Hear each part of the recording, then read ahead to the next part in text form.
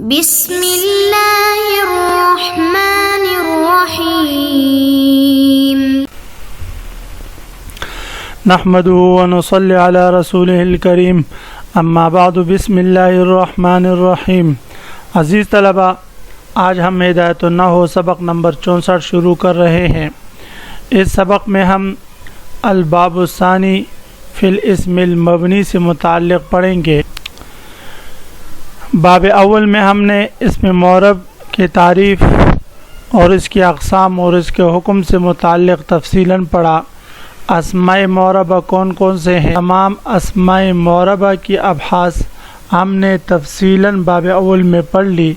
اب باب ثانی میں ہم اسماء مبنی سے متعلق تفصیلاً پڑھیں گے۔ آج کی اس سبق کا خلاصہ یہ ہے کہ مصنف علیہ رحمہ سب سے پہلے مبنی کا لغوی اور اصطلاحی معنی ذکر کریں گے۔ مبنی کا لغوی معنی ہے قرار اور عدم تغیر، یعنی وہ کلمہ جو ہمیشہ ایک ہی حالت پر برقرار رہے اور جس میں عامل کی تبدیل ہونے سے کسی قسم کا تغیر اور تبدیلی واقع نہ ہو۔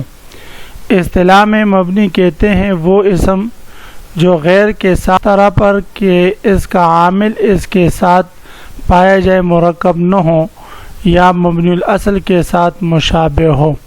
گویا کہ مبنی کی تعریف کی دو اجزاء ہو گئی۔ پہلا جز یہ ہے کہ وہ غیر کے ساتھ اس طور پر کہ اس کا عامل اس کے ساتھ پایا جائے مرکب نہ ہو، اور دوسرا جز یہ ہے کہ وہ مبنی الاصل کے مشابہ نہ ہو۔ مشابہت بنا پر استقراء کل 7 ہے، یعنی اگر کلمہ مبنی الاصل کے مشابہ ہوگا تو وہ مبنی ہوگا۔ تو یہ مشابہت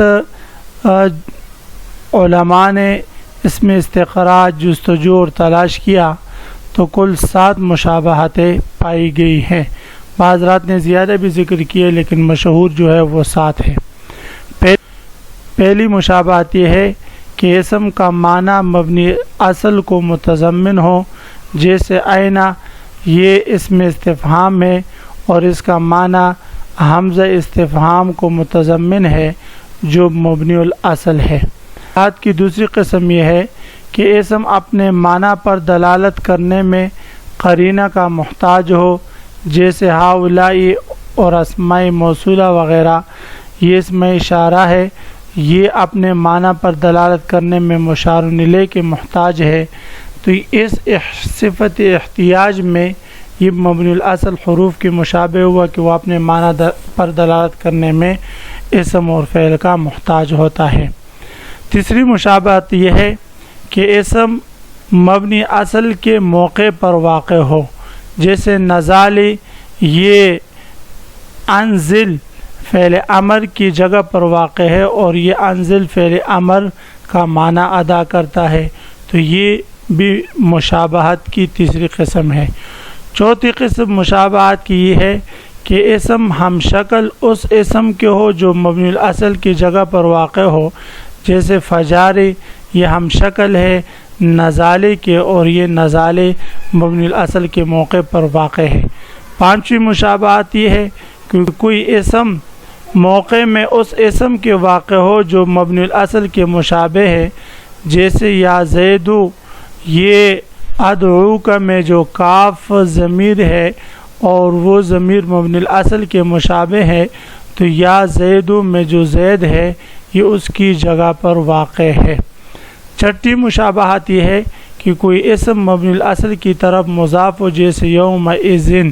تو اب یہاں پر یوم یہ اذا کان کذا کی طرف مضاف ہے جس کا مخفف اذن ہے یعنی تنوین ہے۔ تو اب یہ جملہ ہے اور جملہ مبنی الاصل ہوتا ہے، تو گویا کہ مبنی الاصل کی طرف اسم مضاف ہوا۔ ساتویں مشابہت یہ ہے کہ اسم کی بنا 3 حرفوں سے کم ہو، جیسے حل استفہامیہ وغیرہ دیگر الفاظ ہے کہ یہ قلت بنا کی وجہ سے مبنی الاصل یعنی حروف کے مشابہ ہیں۔ تو عزیز طلبہ، یہ کل 7 مشابہتیں ہو گئی اور نحویین حضرات نے اس بنا پر استقراء مشابہت کی یہی 7 قسمیں ذکر کی ہے۔ مصنف علیہ رحمہ ان 7 قسموں میں سے صرف 3 قسمیں مشابہت کی جو زیادہ مشہور ہے ان کو کتاب میں ذکر کریں گے۔ آپ حضرات نے ان تمام قسموں کو یاد رکھنا ہے تاکہ آگے جا کر مبنی الاصل کے مشابہ جتنے اسماء بھی ہمارے سامنے آئے تو وہاں پر پھر کون سی مشابہت ہے اس حوالے سے ہمیں کسی قسم کی پریشانی پھر نہ ہو۔ عزیز طلبہ، اب ہم آتے ہیں کتاب کی طرف۔ سب سے پہلے ہم عبارت پڑھتے ہیں الباب الثانی فی الاسم المبنی وهو اسم وقع غیر مرکب مع غیرہ مثل الف با تا ثا ومثل واحد واثنان وثلاثة وكلفظ زید وحده فإنه مبنی بالفعل على السکون ومعرب بالقوة أو شابه مبني الأصل بأن يكون في الدلالة على معناه محتاجا إلى قرينة كالإشارة نحو هؤلاء ونحوها أو يكون على أقل من 3 أحرف أو تضمن معنى الحرف نحو ذا ومن و11 إلى 19 وهذا القسم لا يصير معربا أصلا۔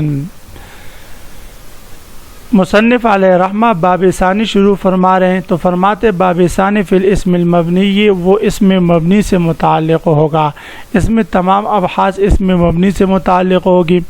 اسم مفعول کا صیغہ ہے، اصل میں تا مبنویون، پھر وہ اور یا ایک کلمے میں جمع ہو گئے تو وہ کو یا کیا، یا کا یا میں ادغام کر دیا اور پھر یا کے ماقابل ضمہ کو یا کی مناسبت سے کسر سے تبدیل کر دیا تو مبنیون سے مبنیون بنا۔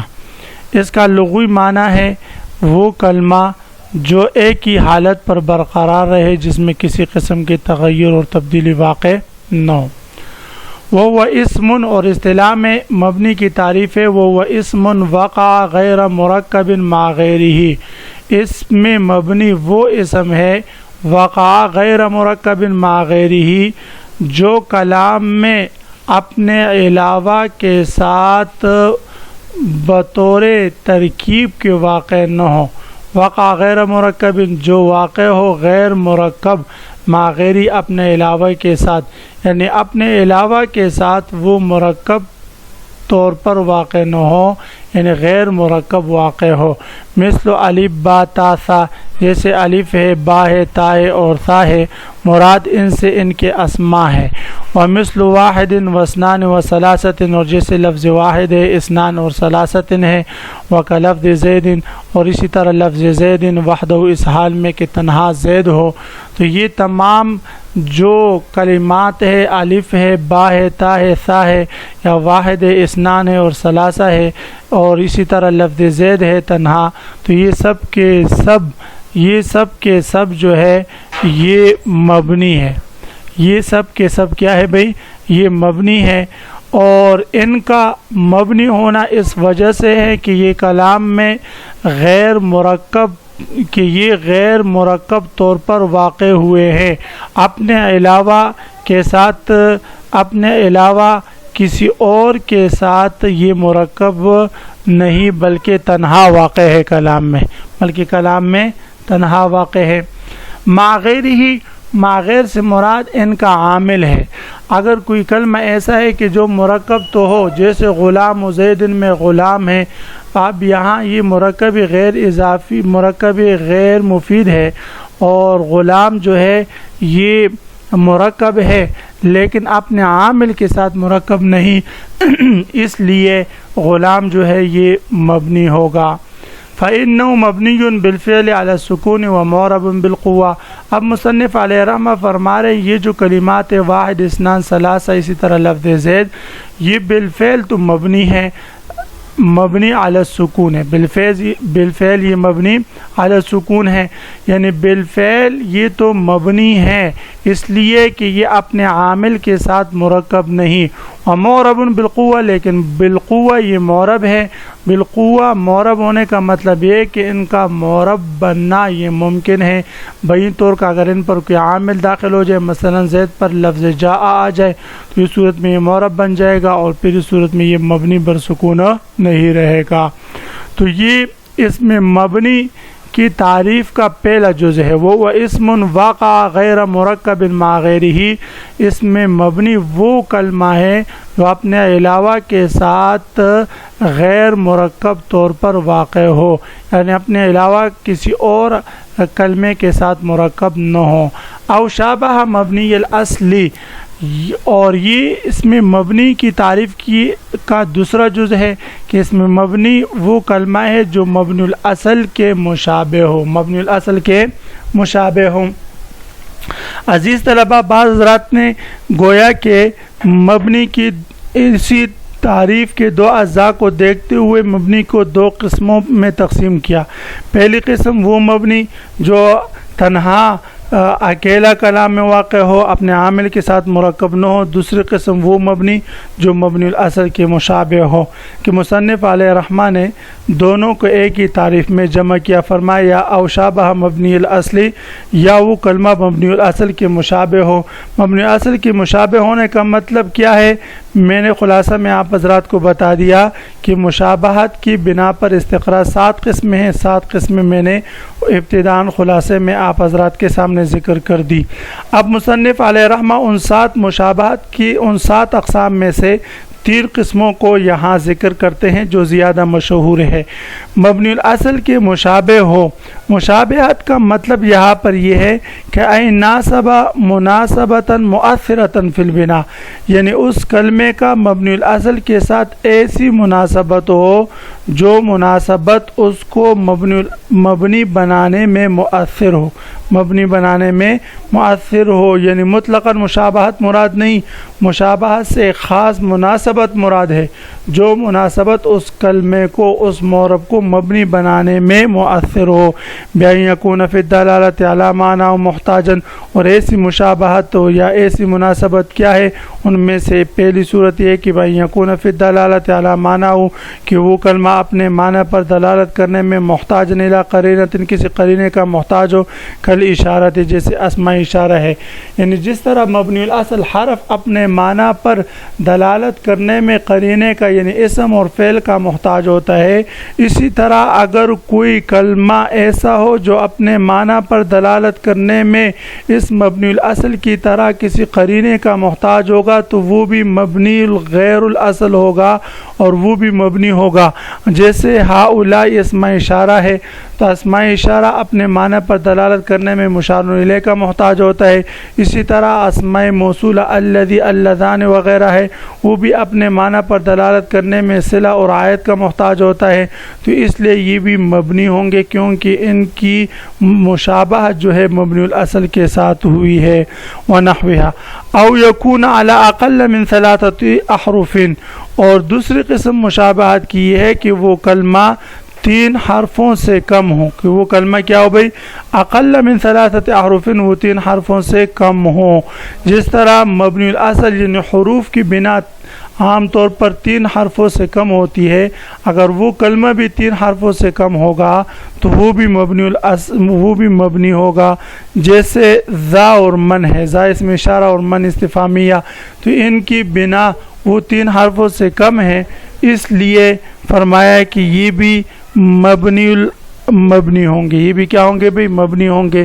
او تضمن معنی الحرف، تیسری قسم مشابہت کی ہے کہ وہ کلمہ کسی حرف کے معنی کو متضمن ہو، کہ وہ کلمہ کسی حرف کے معنی کو متضمن ہو، جیسے 11 سے لے کر 19 تک، 11 13 اور 14 15 سے لے کر 19، یہ جو 9 کلمات ہیں، یہ 9 کلمات بھی مبنی ہیں اور ان کے دونوں اجزاء بھی مبنی ہیں، اس لیے کہ یہ حرف کے معنی کو متضمن۔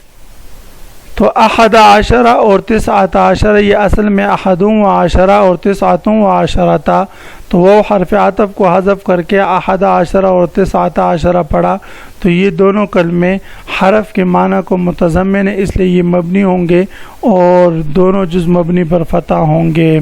وَهَذَا الْقِسْمُ لَا يَصِيرُ مُعْرَبًا أَصْلًا، مبنی کی یہ دوسری قسم یعنی وہ یعنی وہ مبنی جو مبنی الاصل کے مشابہ ہو، یہ مبنی لا یصیر معربا اصلا، یہ کبھی بھی معرب نہیں بنتا۔ بھئی وہ مبنی جو تنہا کلام میں واقع ہو، اپنے علاوہ کسی عامل کے ساتھ مرکب نہ ہو، تو اس کے بارے میں ہم نے پڑھا فَإِنَّهُ مَبْنِيٌّ بِالْفِعْلِ، وہ بالفعل تو مبنی ہوتا ہے لیکن بالقوہ وہ معرب بن سکتا ہے۔ یہ جو دوسری قسم ہے کہ جو مبنی الاصل کے مشابہ ہو، هذا القسم لا يصير معربا اصلا، یہ بالکل معرب نہیں بن سکتا۔ تو عزیز طلب، آج کے سبق کا خلاصہ یہ ہوا کہ ہم نے الباب الثانی شروع کی۔ باب الثانی میں ہم نے مبنی سے متعلق پڑھا، مبنی کی لغوی اور اصطلاحی تعریف پڑھی۔ مبنی کی اصطلاحی تعریف کے بارے میں ہم نے پڑھا کہ اس کے دو اجزاء ہیں، ایک جز یہ ہے کہ وہ کلمہ تنہا ہو، کسی عامل کے ساتھ مرکب نہ ہو، اور دوسرا جز یہ ہے کہ وہ مبنی الاصل کے مشابہ ہوں۔ مشابہت بنا پر استقراء کل 7 ہیں، جو خلاصے میں نے آپ حضرات کو سلائیڈ پر بتا دیے ہیں، لکھ کر بتا دیا ہے۔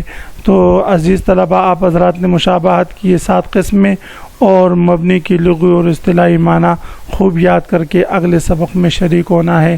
وآخر دعوانا ان الحمد للہ رب العالمین۔